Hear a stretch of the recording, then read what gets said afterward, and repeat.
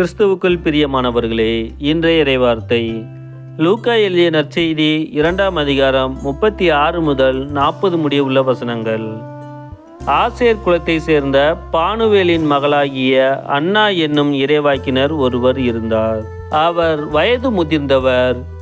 மணமாகி 7 ஆண்டுகள் கணவரோடு வாழ்ந்த பின் கைம்பெண் ஆனவர். அவருக்கு வயது 84.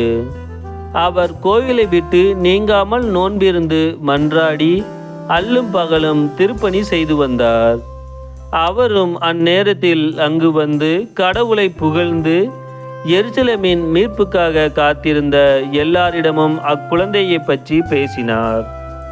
ஆண்டவருடைய திருச்சட்டப்படி எல்லாவற்றையும் செய்து முடித்த பின்பு அவர்கள் கலிலேயாவில் உள்ள தங்கள் ஊராகிய நாசரேத்துக்கு திரும்பி சென்றார்கள்.